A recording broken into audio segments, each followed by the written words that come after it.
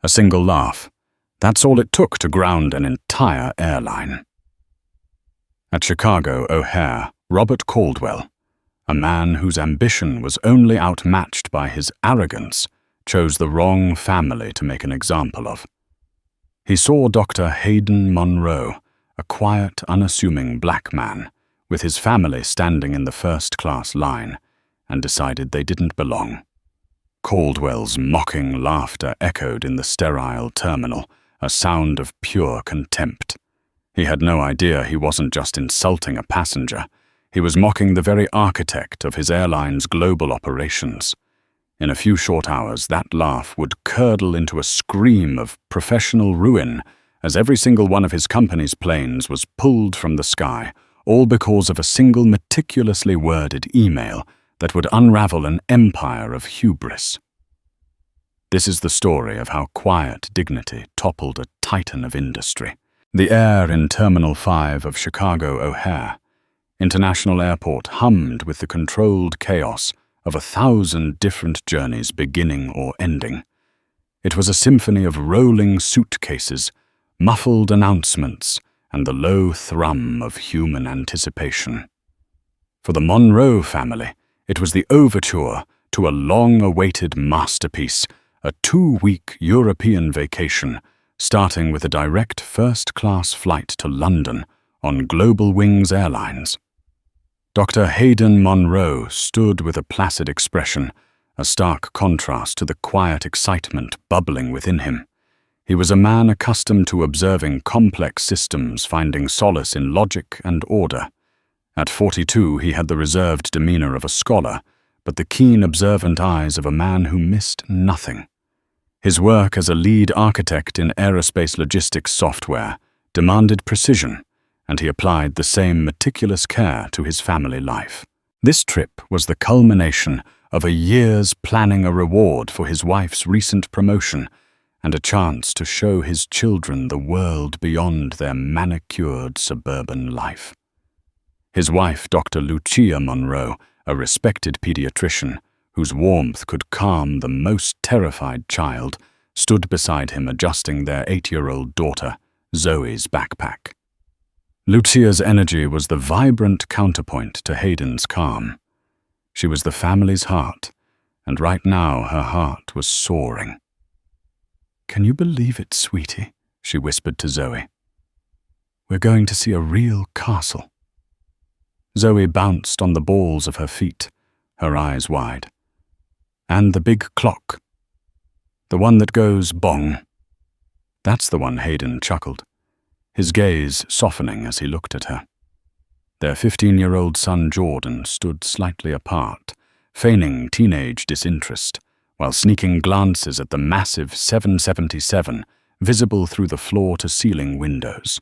He was a mirror of his father in many ways, analytical sharp, and already a gifted coder, but he possessed his mother's fiery sense of justice. They were next in the dedicated first-class check-in line. The agent, a young woman named Brenda, smiled apologetically. "I'm so sorry, folks, the system seems to be lagging. It's not accepting my overrides. Let me get my station manager." She spoke into her shoulder microphone, and a few moments later, a man strode towards the counter with an air of beleaguered importance. He was in his late 40s, his uniform immaculately pressed, his thinning hair slicked back. A name tag on his breast pocket read, "Robert Caldwell, Station Manager." Caldwell didn't look at the Monroes. His eyes were fixed on the monitor. His lips curled into a slight sneer, as if the computer had personally offended him. "What is it now, Brenda?" These antique terminals couldn't handle a calculator's workload.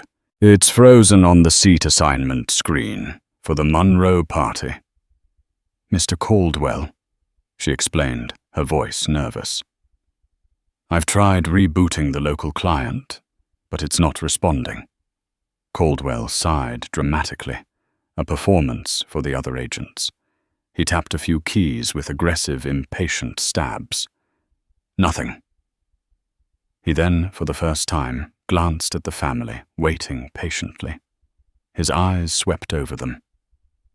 Hayden in his tailored travel blazer, Lucia in her elegant but comfortable pantsuit, the well-behaved children. It was a quick, dismissive appraisal, the kind one gives to a piece of furniture that is out of place. His gaze lingered on Hayden for a fraction of a second too long, a flicker of something ugly and assessing in his eyes. He turned to the other agent at the next counter, a man named Gary, and leaned in, lowering his voice to a stage whisper that was perfectly audible. "Probably maxed out the credit card to get these seats," he murmured, a smirk playing on his lips. System probably had a shock trying to process it. Gary chuckled nervously, avoiding eye contact with the Monroes.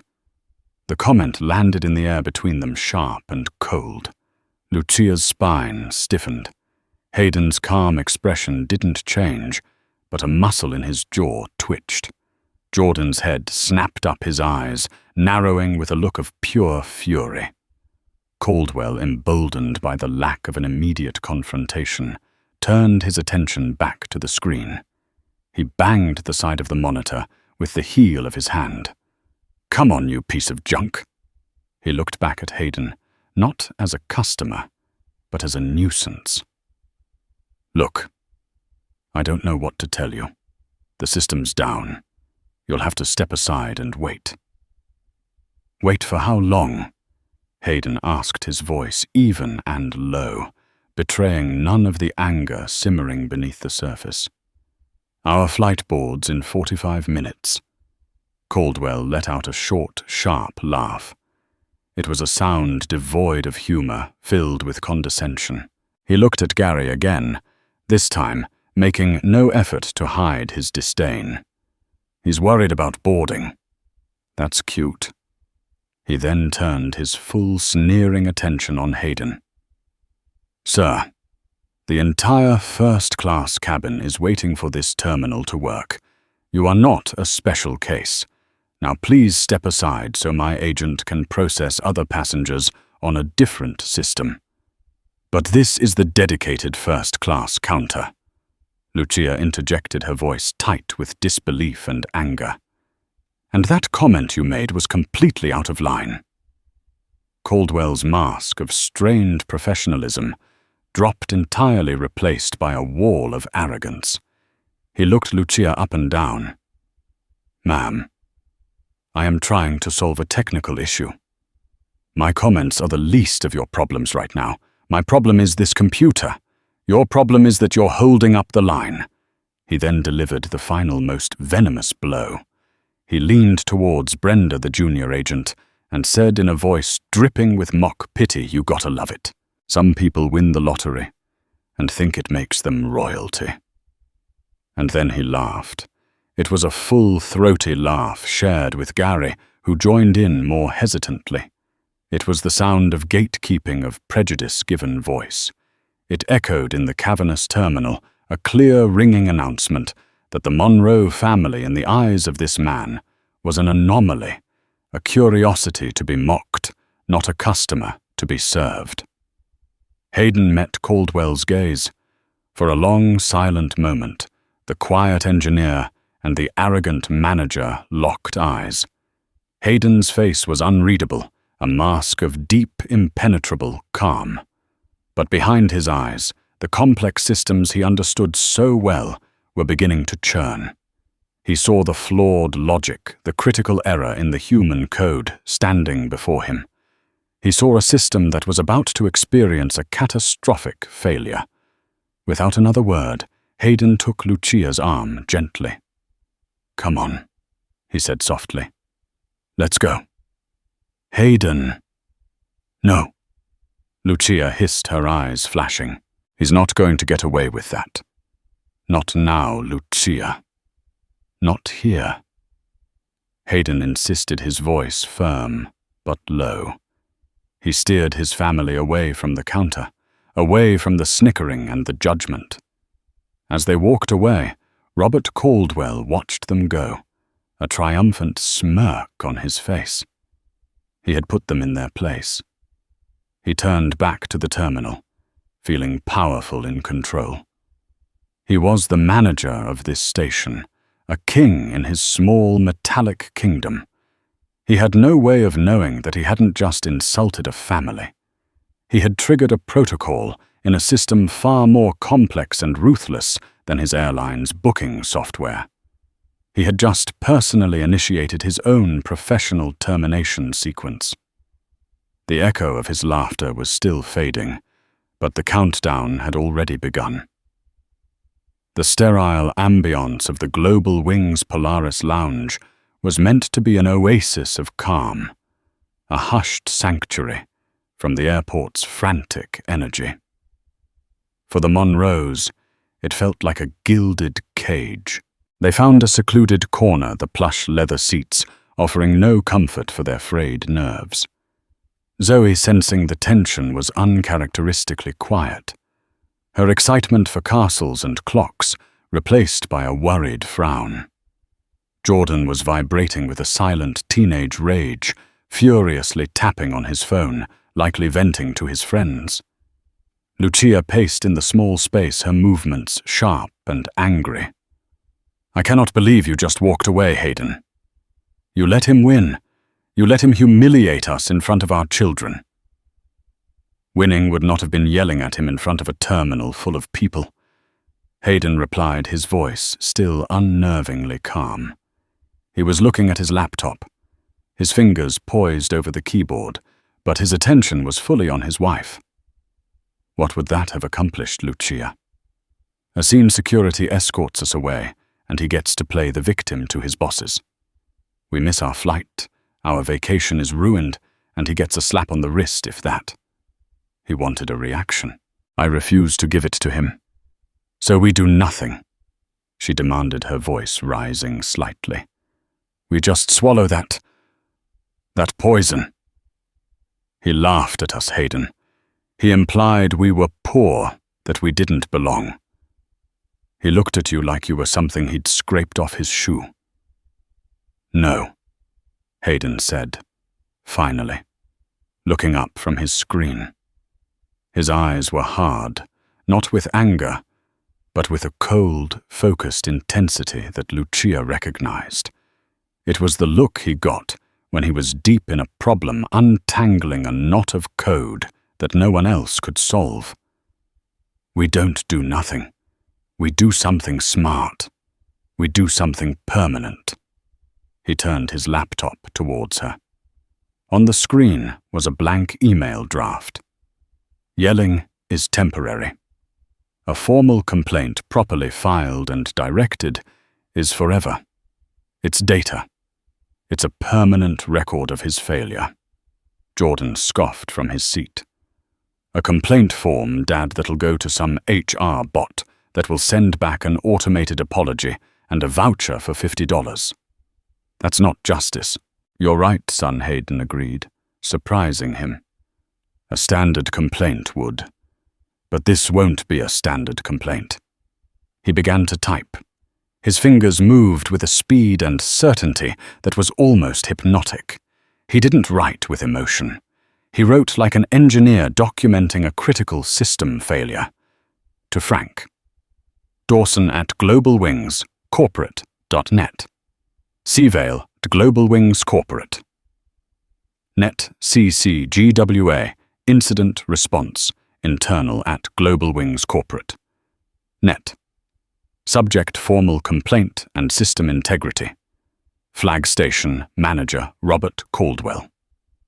ORD Flight GW712 LHR. August 31st, 2025. 04:15 a.m. CST. He detailed the events with surgical precision. He listed the time, the flight number, the names of the employees involved. He quoted Robert Caldwell's words verbatim. Probably maxed out the credit card. Some people win the lottery and think it makes them royalty. He didn't describe them as racist or insulting. He simply listed them as unprofessional remarks made in the presence of customers and junior staff. He was building a case brick by factual brick. Then the email took a turn. Beyond the unprofessional conduct, I must report a significant operational concern. The initial issue was a terminal freeze-up at the first-class check-in counter. Counter 4B, Terminal 5, Station Manager Caldwell was unable to resolve the issue and responded by striking the hardware and dismissing the fault. My professional assessment, based on the non-responsiveness of the local client, despite a functioning network connection indicated by other terminals processing passengers, suggests a potential server-side handshake failure or a memory leak in the client application specifically related to the seat assignment module when accessing PNRs with complex ticketing structures. Lucia read the words over his shoulder, her anger momentarily forgotten, replaced by curiosity. "What are you doing, Hayden?" "I'm speaking a language they can't ignore," he said softly. He continued typing. "The system in question, the Global Wings logistics platform, is one I am intimately familiar with. Such a freeze, while seemingly minor, can be an early indicator of cascading failures within the network, especially if it involves database access timeouts. A manager dismissing such an anomaly without filing a proper IT incident report is a serious breach of protocol and a potential threat to operational stability. His focus was on disparaging my family rather than addressing a legitimate technical red flag. He paused, his finger hovering over the mouse, and now he whispered the payload. He attached a small encrypted file to the email. It was a diagnostic log he had discreetly pulled from the airport's public Wi-Fi network a few minutes ago. While waiting for the lounge, he had, out of professional habit and a surge of adrenaline, run a quick network analysis. He had noticed that the Global Wings internal network was broadcasting error packets at an unusually high rate. It was a tiny crack in the foundation, something 99.9% of people would never see. But to him, it was a glaring red light. He concluded the email. "I trust you will address both the personnel issue and the operational issue with the urgency they require. The safety and integrity of your airline's operations should be paramount. Mr. Caldwell's behavior today suggests they are not. Regards, Dr. Hayden Monroe."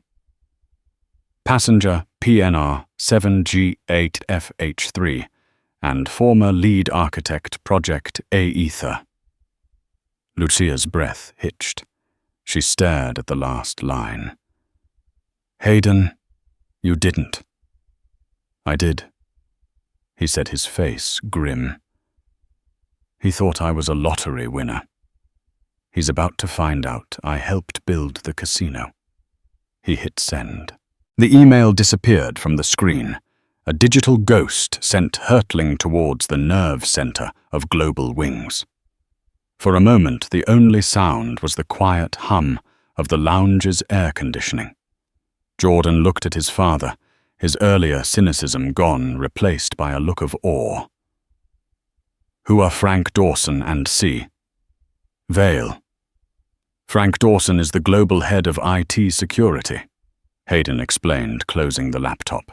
"He was my main point of contact when we integrated the system.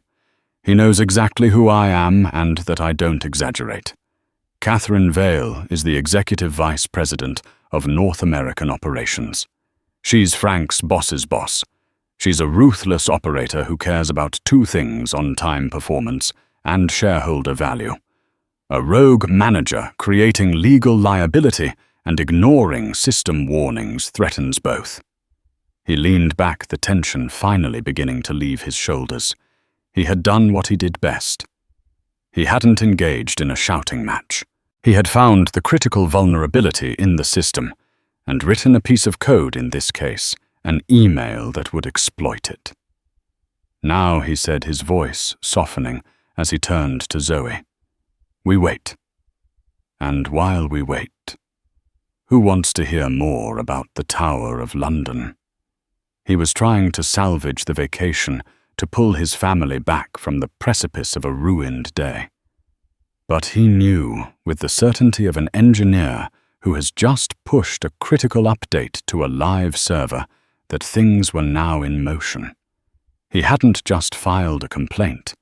He had lit a fuse, and the only question now was how big the explosion would be. 23 floors above the bustling streets of downtown Chicago, in the sterile, climate-controlled quiet of the Global Wings corporate headquarters, Frank Dawson was on his third cup of coffee. At 5:15 a.m., the Network Operations Center, NOC, was a sea of glowing monitors, a cathedral of data where he served as high priest. His job was to protect the airline's digital nervous system, the sprawling, impossibly complex creation known as the Aether platform. His phone buzzed with a high-priority notification, an email. He glanced at the sender, Dr. Hayden Munro. Frank's blood ran cold. He sat bolt upright, the coffee forgotten. The name was a ghost from 5 years ago. Hayden Munro wasn't just a former contractor. He was a legend in the company's IT division. He was the genius they'd brought in from a top aerospace firm to design the very heart of Aether. The man knew the system's architecture better than Frank did. He knew where all the digital bodies were buried because he had designed the cemetery. An email from Hayden Munro at this hour sent to him, and Catherine Vale was the equivalent of a nuclear launch warning. He opened the email, his eyes scanning the text with mounting dread. He read the subject line, formal complaint and system integrity flag. His stomach tightened. This was bad. He read through the account of the interaction with a station manager named Robert Caldwell. It was galling, but it was the technical details that made the hairs on his arm stand up. Potential server-side handshake failure. Memory leak in the client application. Indicator of cascading failures. Intimately familiar with the Global Wings Aether logistics platform. Frank felt a knot of pure ice form in his gut. Munro wasn't just guessing, he was diagnosing. From a public lounge. He then saw the attachment, a small encrypted diagnostic log. He quickly downloaded and decrypted it. His screen filled with raw data. A torrent of error packets he recognized instantly. They were from the sync protocol that linked the passenger check-in system with the central load balancing database. It was a quiet part of the system, one that was supposed to be robust. The errors were minor, but they were persistent, and as Hayden had noted, growing. The final line of the email hit him like a physical blow. Former lead architect project Aether. "Oh, you stupid, stupid man," Frank whispered to the empty room, referring to Robert Caldwell. He knew immediately that this was no longer an HR issue about a rude employee. This was an operational crisis. Hayden Munro would never ever cry wolf. If he sent up a flare, it was because the ship was already on fire. The rudeness of the manager was simply the ignition source that had drawn the architect's attention back to his creation. Frank didn't hesitate. He bypassed 4 levels of middle management and patched himself directly into the private video line of Catherine Vale. Catherine Vale was a formidable woman in her late 50s who ran her division with the efficiency of a military general. She was already in her office, a Spartan glass-walled room with a commanding view of the city. She answered the call on the second ring, her expression impatient. "This had better be a 5-alarm fire, Frank." "It is," Frank said, his voice grim. He forwarded her the email. "Read this, now. It's from Hayden Munro." Catherine's eyes narrowed at the name. She remembered the budget overruns and the sheer brilliance of the man who had cost her company a fortune, but had delivered a system that was a decade ahead of its rivals. She read the email in silence, her expression hardening with every word. When she got to the technical analysis, she looked up at Frank, her eyes cold as steel. "Is he right?" she asked. Her voice was flat, betraying no emotion. "The log he attached is legitimate." Frank confirmed, his voice shaky. "He's seeing early-stage data corruption in the PNR to manifest sync. It's a low-level error that our automated diagnostics would have missed for another 12, maybe 24 hours. We're running a deep-level scan now, but..." "Yes, I think he's right. The glitch that manager saw wasn't a random freeze. It was a symptom." Catherine was silent for a full 10 seconds. In her mind, a dozen catastrophic scenarios were playing out. A corrupted manifest could mean an improperly balanced aircraft.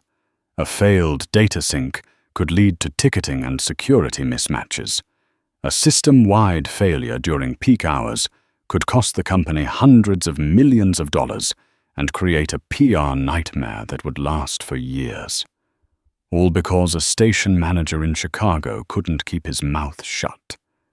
"This Caldwell," she said, her voice dangerously quiet. "Tell me about him," Frank typed furiously. "Robert Caldwell. Station manager O'Hare. 15 years with the company. Multiple complaints on his record for customer belligerence, all of them dismissed by his direct supervisor as personality conflicts. He's been passed over for promotion 3 times. In other words, a mediocre employee with a history of arrogance and a chip on his shoulder.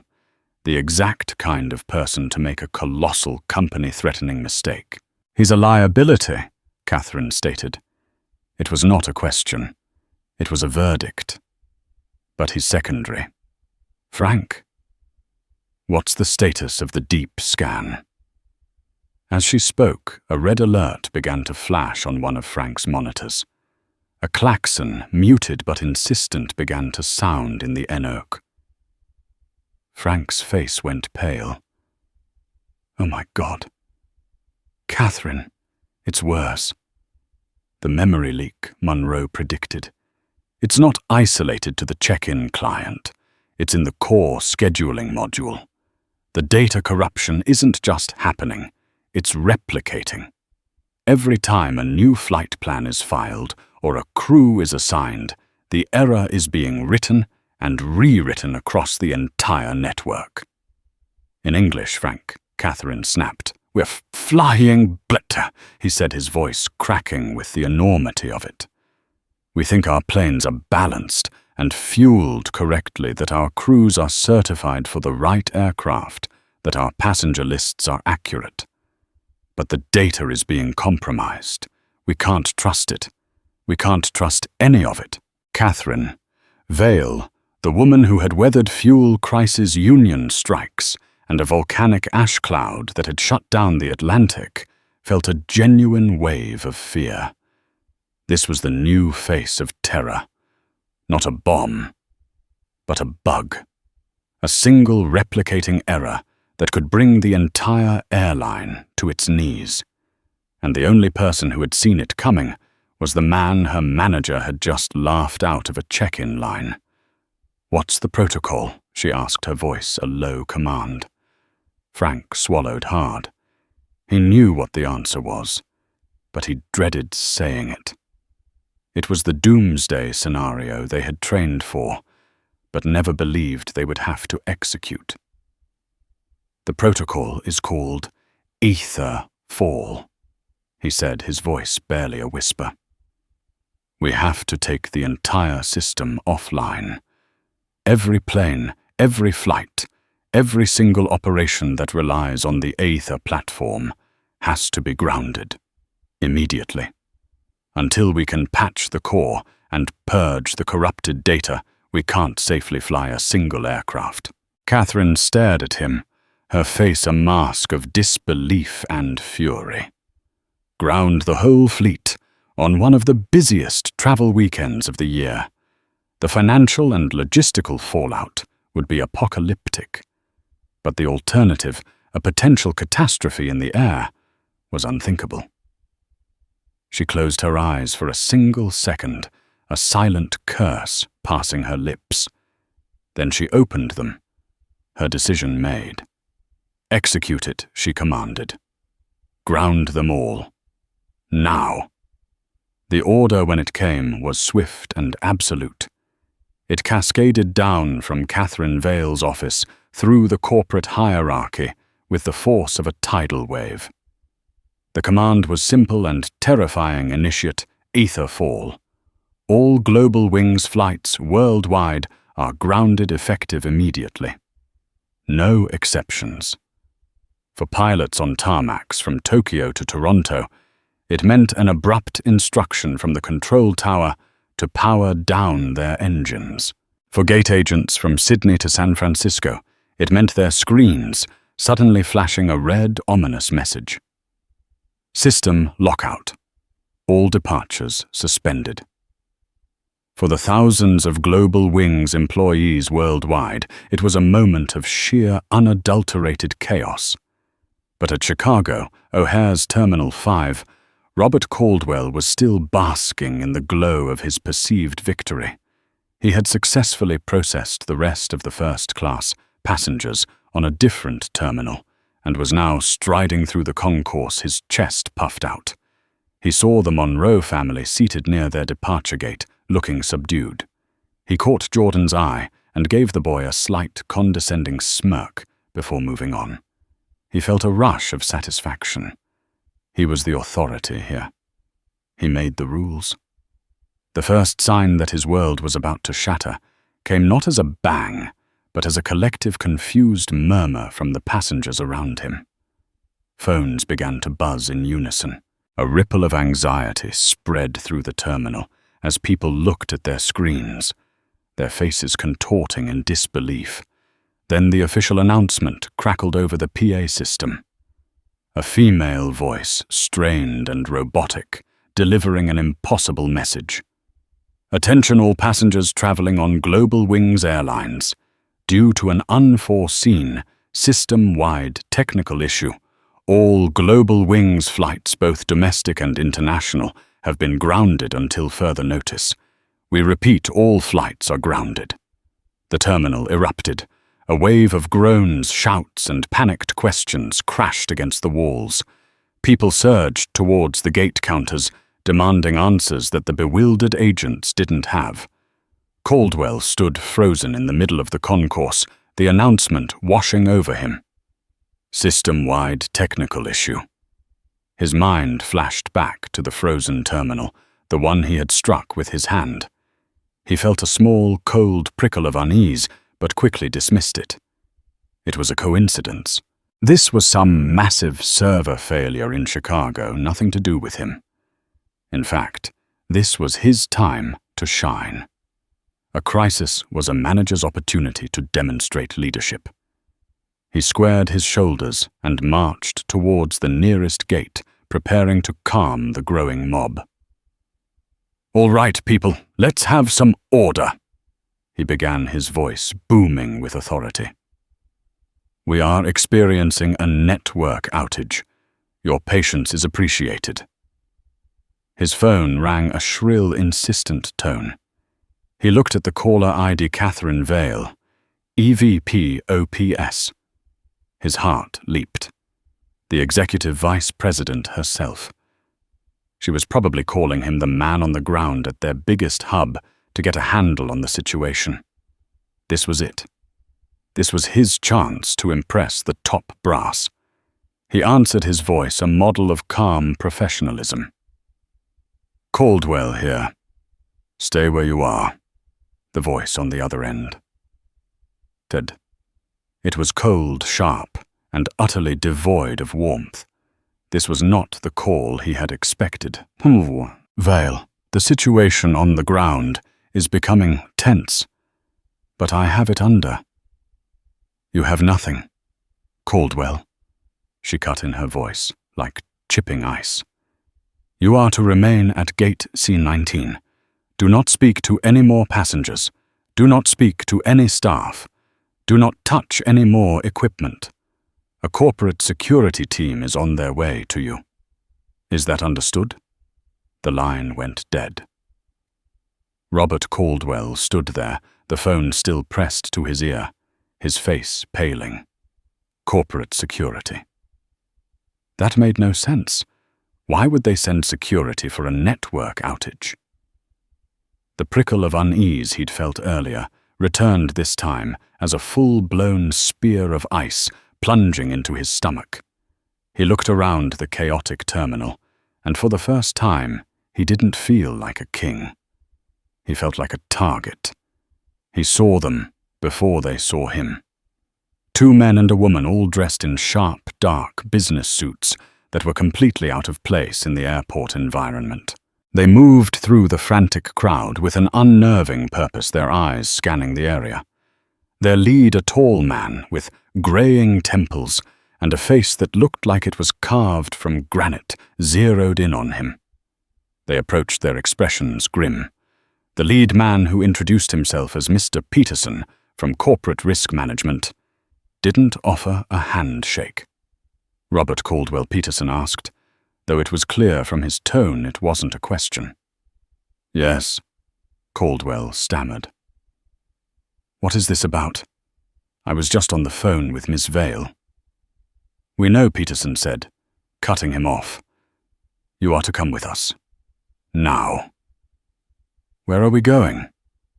Caldwell asked, his voice trembling slightly as a crowd began to form their anger at the flight cancellations, now shifting to curiosity about the unfolding drama. "We are going to an office where you will surrender your company ID, your laptop, and your phone.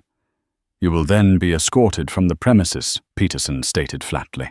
"Your employment with Global Wings Airlines is terminated effective immediately." The words hit Caldwell with the force of a physical blow. He staggered back a step.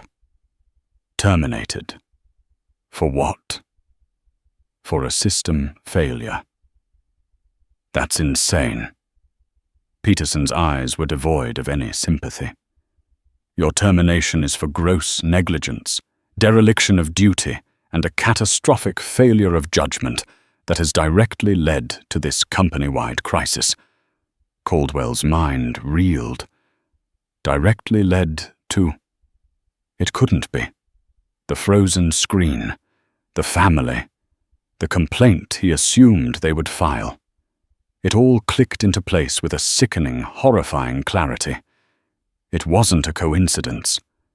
The Monroe family. He whispered, his face ashen. "This is about them, isn't it?" Peterson's expression didn't change. "Dr. Monroe did this airline a great service today by reporting a critical system flaw that you, in your arrogance, chose to ignore. He also documented your unacceptable behavior, which has exposed this company to significant legal and reputational damage." He leaned in slightly, his voice dropping to a low, menacing growl. "You didn't just laugh at a passenger, Mr. Caldwell. You laughed at the man who designed the entire platform you were supposed to be managing. You mocked the one person on this planet who could spot the crack in the foundation before the whole house came down." The crowd around them was growing, phones held up recording. Among the onlookers were Brenda and Gary, the 2 agents from the check-in counter. Their faces were a mixture of shock and a dawning, terrible understanding. Caldwell looked wildly around, his eyes landing on the Monroe family, who were watching the scene from a distance. He saw Hayden Monroe, his expression not of triumph, but of weary disappointment. He saw Lucia Monroe, her arms around her children, her face a mask of stern vindication. And he saw Jordan, the teenage son, looking directly at him with an unwavering, condemnatory gaze. In that moment, Robert Caldwell's entire world unraveled. His authority, his career, his pride, it all evaporated under the harsh, fluorescent lights of the terminal. He was no longer a king in his kingdom. He was just a man publicly stripped of everything the architect of his own spectacular demise. "This way, Mr. Caldwell," Peterson said, gesturing for him to walk. As the two security men flanked him and began to lead him through the gawking crowd, a single thought screamed through Robert Caldwell's mind. It was just a laugh.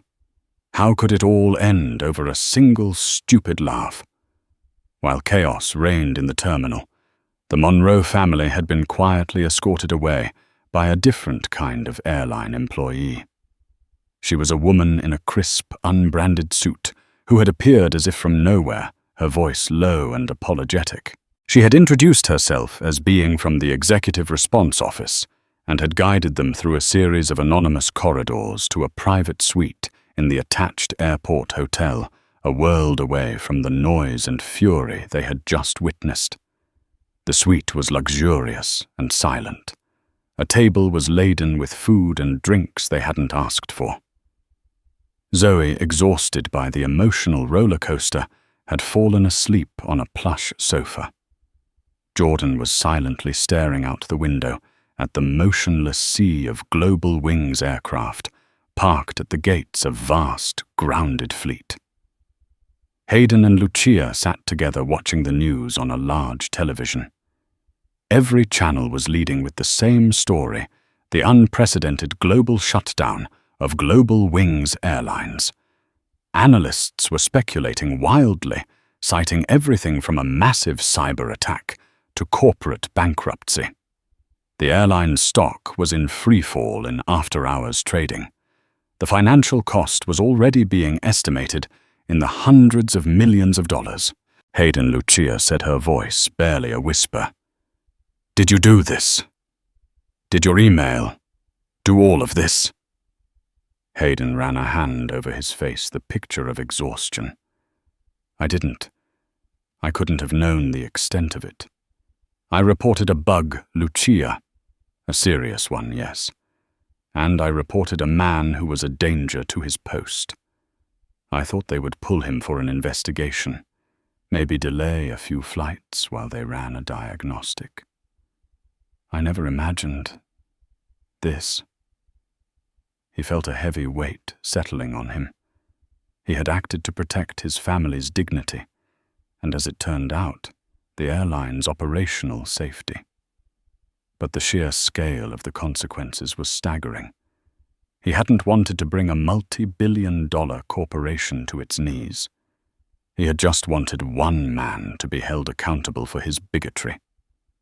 "He deserved it," Jordan said from the window, his voice quiet but firm. The man at the counter. He got what was coming to him. He whom. "Justice shouldn't cause this much chaos, Jordan," Hayden replied wearily. "This is affecting thousands of people. Employees, passengers. People just trying to get home." "It's not your fault," Hayden Lucia said, taking his hand. "It's his. If Caldwell had done his job, if he had listened to the young woman at the counter and escalated the IT issue, instead of making racist jokes, a technician would have looked at it, and none of this would have happened. He was the single point of failure. You just wrote the report." As she spoke, a phone that had been placed on the coffee table began to ring. It was a satellite phone, the kind used for secure, high-level communications. The woman from the executive office had simply said, "Someone will be in touch." Hayden looked at the phone, then at Lucia. He took a deep breath and answered it, putting it on speaker. "Hello, Dr. Monroe." The voice was female, crisp, and commanded authority. It was the voice of someone accustomed to being listened to without question. "This is Catherine Vale, Executive Vice President of North American Operations for Global Wings." "I know who you are," Ms. Vale, Hayden said calmly. "Good," she replied. "Then let's dispense with the pleasantries.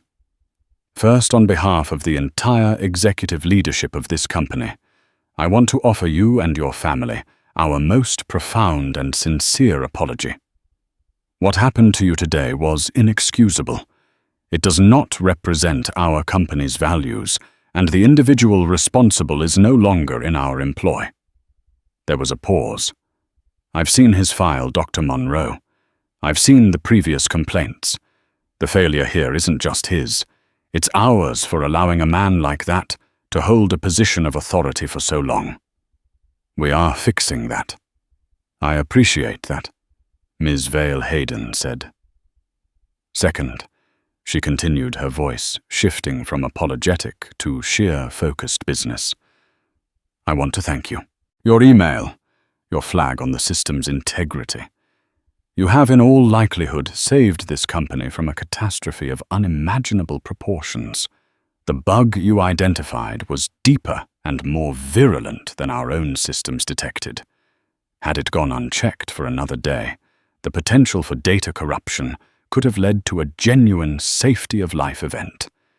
You didn't just save us money, Dr. Monroe. You may well have saved lives." Hayden remained silent, letting the weight of her words sink in. He had been so focused on the insult, he hadn't fully comprehended the danger of the glitch. "We are in your debt," Catherine Vale stated. "A debt we intend to honor. We have, of course, fully refunded your tickets. We have also arranged for a private jet to take you and your family to London as soon as you are ready, and it will be at your disposal for the remainder of your European vacation. Furthermore, we are issuing your family lifetime first-class travel privileges on any Global Wings flight to any destination." Lucia's eyes widened. A private jet. Lifetime travel. It was an extraordinary offer. But Catherine Vale wasn't finished. "That is the compensation," she said. "But it's not why I'm calling. Dr. Monroe. We have a crisis. My technical team is the best in the business, but they are patching a system they didn't build. They're working in the dark. You, on the other hand, you designed the architecture. You know its strengths, and more importantly, you know its potential weaknesses." She paused, the unspoken question hanging in the air. "What are you asking, Ms. Vale?" Hayden asked, already knowing the answer. "I am asking for your help," she said, her voice stripped of all executive pretense, leaving only a raw, desperate plea. "I need you to come to our Network Operations Center.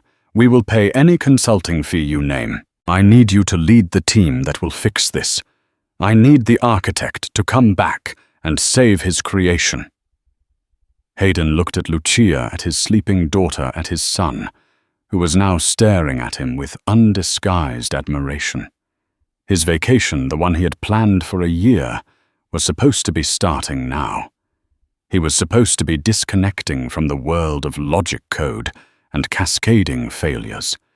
But he also saw the bigger picture. The grounded planes, the stranded passengers, the system he had poured years of his life into now broken. And he felt a familiar, undeniable pull, the engineer's instinct, to solve the unsolvable problem. He thought of Robert Caldwell, a man who saw only the color of his skin and not the contents of his mind. The irony was staggering. The man Caldwell deemed unworthy of a first-class seat was now being asked to save the entire airline. The karma was no longer just about punishment. It was about a profound and undeniable form of poetic justice. "All right, Miss Vale," Hayden said, his voice firm and clear. "Send a car. I'm on my way." The Global Wings Network Operations Center, known internally as The Bridge, was a place Hayden Monroe knew intimately. He had spent hundreds of hours within its chilled, humming confines 5 years ago, overseeing the birth of the Ether platform. Returning now felt surreal, like visiting a home he had built that was now on fire. The atmosphere was one of organized panic. Dozens of the brightest IT minds in the country were hunched over workstations, their faces illuminated by scrolling lines of coup and angry red error messages. The massive central screen that usually displayed a majestic real-time map of global wings, flights across the globe, was now a static, mournful image of the company logo. Catherine Vale met him at the entrance. In person, she was even more formidable, projecting an aura of absolute control even in the midst of a meltdown. She shook his hand firmly. "Dr. Munro, thank you for coming," she said. "The team is yours, whatever you need. Access Resources coffee, you get it. Frank Dawson is leading the floor team." Frank, looking like he hadn't slept in a week, hurried over. "Hayden, I never thought I'd be so happy and so terrified to see you again." "Let's get to work, Frank," Hayden said, shrugging off his blazer. He was no longer a passenger or a victim. He was back in his element. For the next 8 hours, Hayden Munro conducted a master class in crisis management. He didn't just understand the code, he understood its philosophy. He moved from station to station, his presence instantly calming the frantic engineers. He didn't just give orders. He asked precise, insightful questions that cut through the noise and identified the core of the problem. He confirmed his initial hypothesis. A memory leak in a newly implemented third-party software update for seat assignments was causing a buffer overflow, which in turn was corrupting the primary scheduling database. The error was replicating with every automated cross-check. The system was in effect poisoning itself. "It's like a prion disease for data," he explained to Catherine, using an analogy he knew she would understand. "Misfolded proteins causing a chain reaction. We can't just patch the leak. We have to purge every corrupted file from the live servers, and the backups then force a full system restore from a clean snapshot taken before the update was pushed." "How long?" Catherine asked, her jaw tight. "The patch is the easy part. I've already written it," Hayden said, pointing to a screen where he had composed a block of elegant, efficient code. "The purge and restore, that's delicate. 24 hours if we're lucky, 36 if we're not. Every hour the airline was grounded cost them an estimated $10 million. Catherine did the math in her head and didn't flinch. Do it. As the hours bled into one another, a strange camaraderie formed in the bridge. The engineers who had only known Hayden Munro as a name in their system's documentation now saw the legend in action. He was methodical, brilliant, and unflappable. He treated every member of the team, from senior programmers to junior technicians, with a quiet respect that stood in stark contrast to the arrogance that had caused the crisis. Meanwhile, the story was beginning to leak to the press. An anonymous source within the airline, likely a disgruntled employee who had witnessed the scene at O'Hare, had tipped off a major news network. The narrative was shifting. The story was no longer just about a technical failure. It was about the station manager whose racist behavior towards a passenger had inadvertently triggered the shutdown. And that passenger, the reports were beginning to clarify, was the very architect of the system that had failed. The news cycle exploded. The story was irresistible, a tale of hubris, incompetence, and incredible, poetic karma. Airline manager mocks tech genius grounds. Global Fleet read one headline. The man they laughed at, how one family's complaint exposed a corporate crisis, read another. Robert Caldwell became an overnight symbol of corporate arrogance and prejudice. His face was plastered everywhere. News vans were parked outside his suburban home.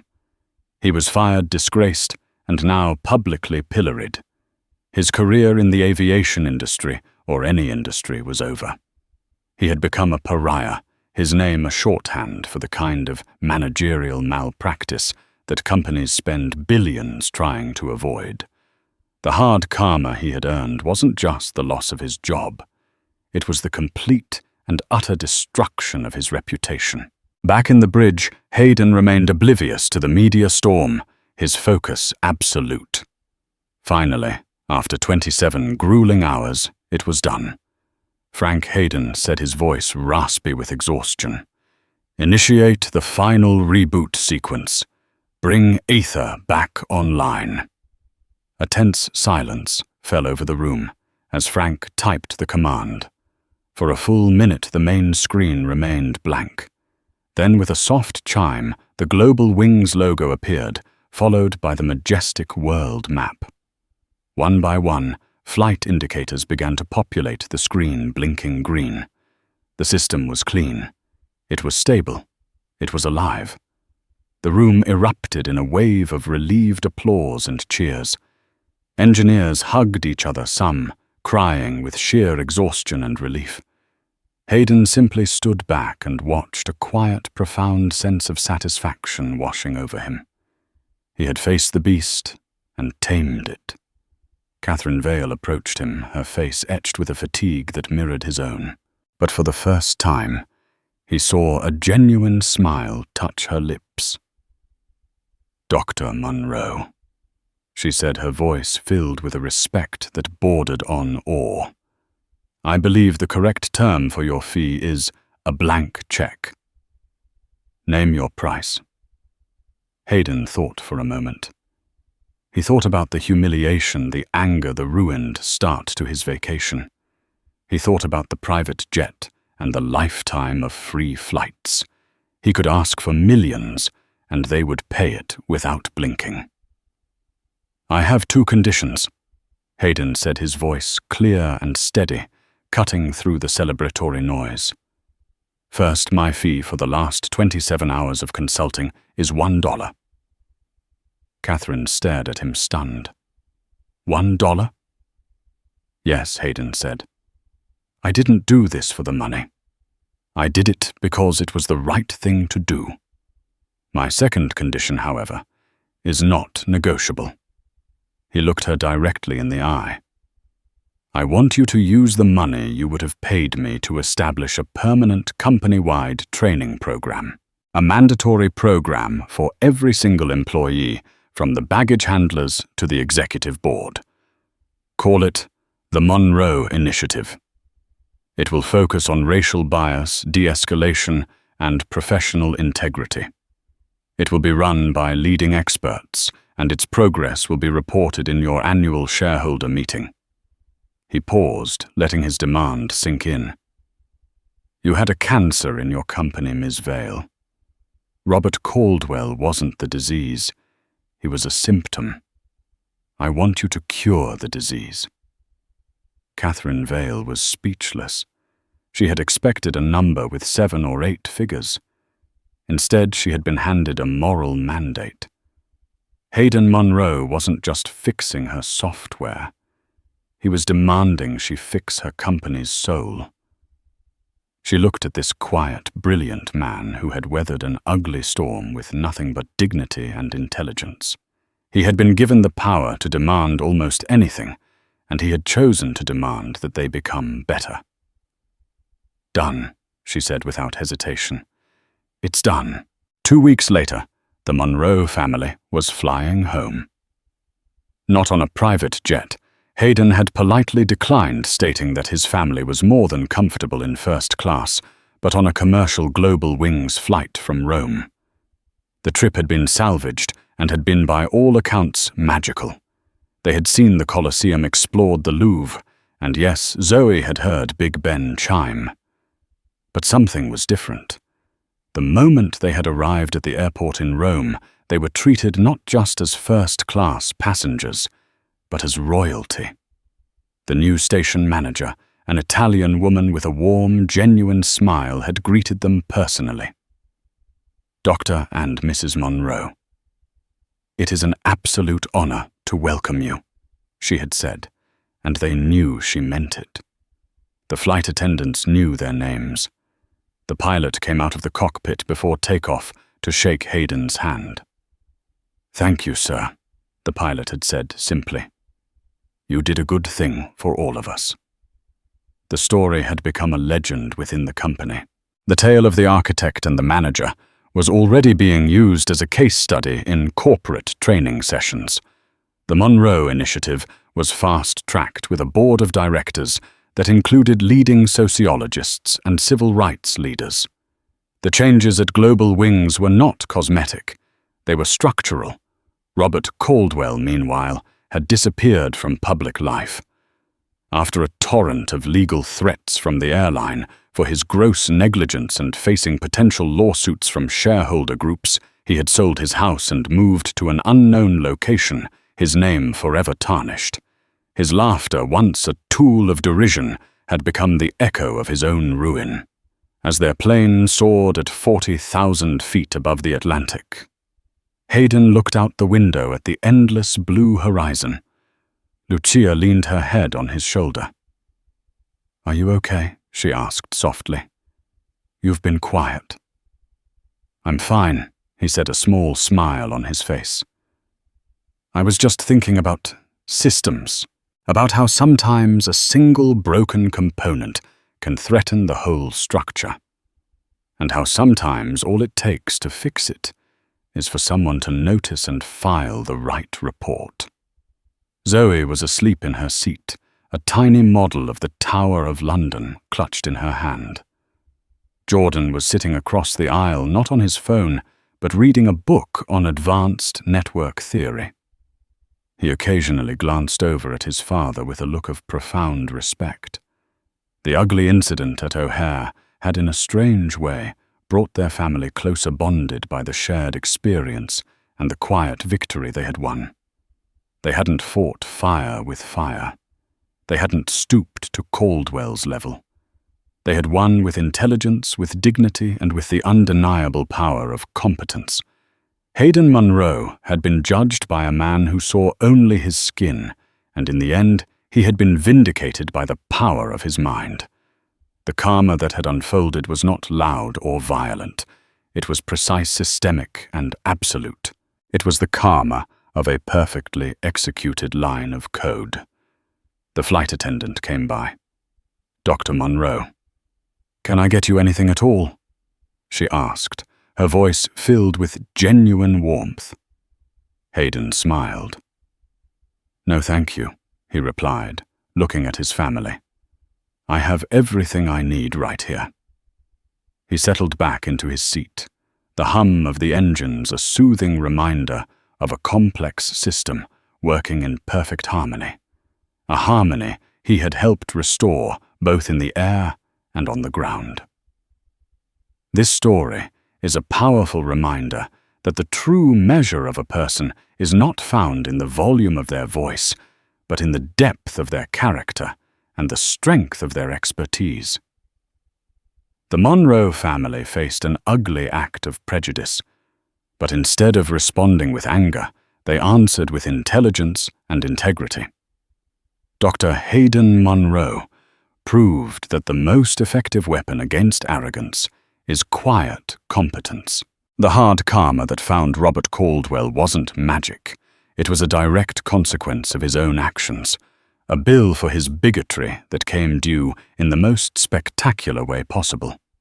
It shows that in our interconnected world, you never truly know who you're talking to, and a little bit of respect goes a long way.